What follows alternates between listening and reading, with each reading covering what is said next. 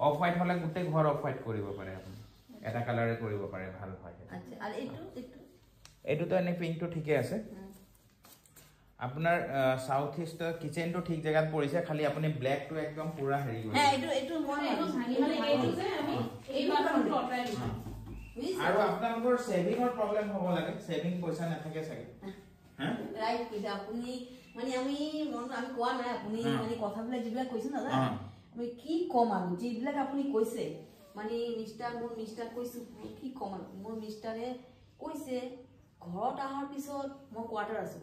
ইমান কৈছো টাকা ইনকাম কৰিছে আহাৰ পিছত কৰিছে কৰা না জানা কিন্তু কৈছে মোৰ পইচা না থাকি গলে মানে এফাল মানে কোৱাৰ্টাৰ থাকোতে আমাৰ যিমান সেভিংস হয় না ঘৰত আহাৰ পিছত মানে দেউতাই আৰু ভাল প্ৰমোশনো হৈছে কিন্তু পইচা নাই কেলে আপোনাৰ ওয়েস্ট গেইন আৰু প্ৰফিট যেটো জায়গা আছে ন